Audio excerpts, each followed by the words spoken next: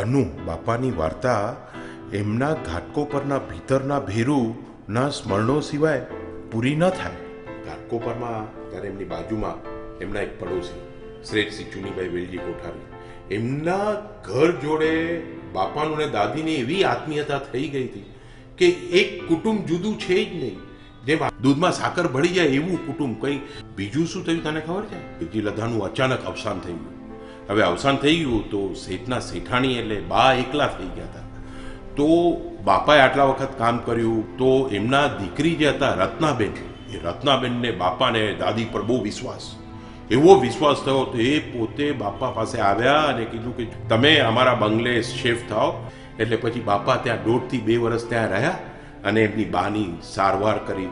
પછી યવતમાલમાં ધનકુંજ બિલ્ડિંગ બાંધ્યું, જે મોટા બાપાને મોટી મા માટે, અને એ બિલ્ડિંગ બાંધ્યું. પછી બાપાએ મૂલદીપમાં બાપાએ ત્યાં પેલો ફ્લેટ લીધો. પણ જો જાણવા જેવી વાત કેવી છે કે પહેલા ધનકુંજ કર્યું ને પછી મૂલદીપ કર્યું. અને મૂલદીપમાં બાપા ત્યાં બરાબર સેટ થઈ ગયા. પપ્પાને, પંકજ કાકાને, આપણી બેઉ જયશ્રી ફૂયાને, અરુણા ફૂયાને ભણાવ્યા, ગણાવ્યા, પરણાવ્યા. આ બાપાની સફરમાં છે ને એક નામ તો અચૂક જ યાદ આવે, એટલે આપણા ફુવા શાંતિલાલ ફુવા છે ને. આપણે બાપાની અને દાદીની સફરમાં આપણે ઘાટકો પરથી મુલુંડ આવ્યા, પછી મુલુંડમાં ઘર, આપણા ઘરના સારા નરસા લગ્ન પ્રસંગો, સગાઈ, વ્યવસાય કંઈ પણ હોય ને તો શાંતિલાલ ફુવા હંમેશા આગળ જ ઉભા રહે. અને આપણા ઘરનો જ નહીં પણ યવતમાલથી બી બધા આવે ને તો શાંતિલાલ ફુવા જ આગળ ઉભા રહે. અને ખાસ તો કહેવાનું, આપણા દાદી છે ને, દાદીને શાંતિલાલ ફુવાનો સંબંધ જ એક અનેરો હતો.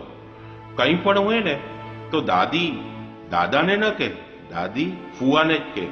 આ એમનો એક અનેરો સંબંધ અને એક આત્મીયતા હતી. અને તને ખબર છે બાપાએ છે ને એ જમાનામાં, પપ્પા જ્યારે 18 વર્ષના હતા ને, અને બાપાએ પહેલી ગાડી લીધી, ત્યારે પ્રીમિયર પદ્મિનીની ગાડી 911 MFA લેમન ગ્રીનની કાર અને વ્હાઇટ ટોપ, અને એ ગાડીમાં બાપા ફરવા જતા. આની અંદર બીજી વસ્તુ શું થઈ કે બાપા પછી પોતાનો બિઝનેસ, તે આડતનો કમિશનનો બિઝનેસ, અને બાપાનો પ્રિન્સિપલ સિદ્ધાંતો એટલા સારા એટલે બિઝનેસ વધતો ગયો, બિઝનેસ વધતો ગયો. પણ આપણે કહીએ ને કે હંમેશા સુખના દાડા નથી હોતા. અચાનક દુઃખનો દાડો આવી ગયો. 1980માં એટલી મોટી ક્રાઇસિસ આવી. કોટન માર્કેટમાં સાઉથની બધી મિલો બંધ થઈ ગઈ, અને આ બધા આડત પર કામ કરતા, એ બધા ત્યાં માલ આપતા, બધાના પૈસા રહી ગયા. પણ બાપાને ભગવાનનો આશીર્વાદ જે હતો, બાપાના કોઈના પૈસા, કોઈ વેપારીના પૈસા બાપાના થ્રુ માલ ગયો તો તે પૈસા ડૂબ્યા જ નહીં. ધંધો વધતો ગયો. પણ બાપા, જો બાપા ને દાદી આપણા બધા કુટુંબ માટે, એટલે આપણું સામજી નરસિંહ ધરમસિંહ પરિવાર કુટુંબ માટે એક વડીલ તરીકે ઊભા રહ્યા. અને મુંબઈમાં તો આપણા કુટુંબનો કંઈ પણ કાર્યક્રમ, સગાઈ કે કંઈ પણ હોય તો બાપા હાજર જ હોય ને, બધા આપણા ઘરેથી જ બધું થતું હોય. એટલે બાપાએ એક વડીલ તરીકે પોતાની ફરજ પૂરી કરી અને હજી કરતા રહે છે. 70 વર્ષની ઉંમરે બાપા રિટાયર થયા. હવે તને ખબર છે કે એમનું ચંદનબાડામાં આપણે હતા, એટલે ચંદનબાડામાં બાપાનું ગ્રુપ દરરોજ સાંજના મળતા. હવે તો આપણે સર્વોદય હાઇટ્સમાં આવી ગયા છે, તો બી બધા તને જાણે છે, બધા ચા પીવા બાપા પાસે આવી જ જાય. પણ એની અંદર તે જોયું દાદા દાદીનો એ જ પ્રેમ, એકબીજાને એક વગર ચાલે નહીં. તને યાદ છે પેલો કિસ્સો? આપણે 2.5 વર્ષ આગળ પેલા કચ્છ લઈ ગયા હતા બાપાને અને દાદીને, અને પછી આપણે કચ્છથી ત્યાં માંડવી બીચ પર ગયા હતા. પેલા બીચ પર બાપા નારિયેળનું પાણી પીતા હતા અને દાદી પીતા હતા. અને બાપાએ પેલી કેવી સ્ટ્રો કાઢીને નારિયેળની પડી ગઈ તે દાદીને પોતાની સ્ટ્રો આપી. અને ત્યારે મને એ જ ગીત યાદ આવ્યું. તને યાદ છે? તારા માટે બી ક્યારે ગાતો?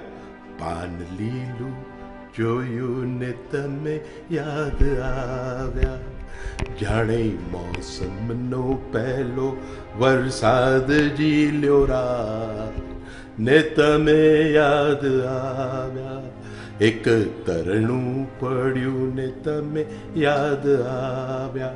બાપા અને દાદીનું દાંપત્ય જીવન 50 વર્ષથી વધારે બી આ દાંપત્ય જીવન કેટલું સુખથી, અને હજી સુધી બી એકબીજાને એક વગર ચાલતું નથી.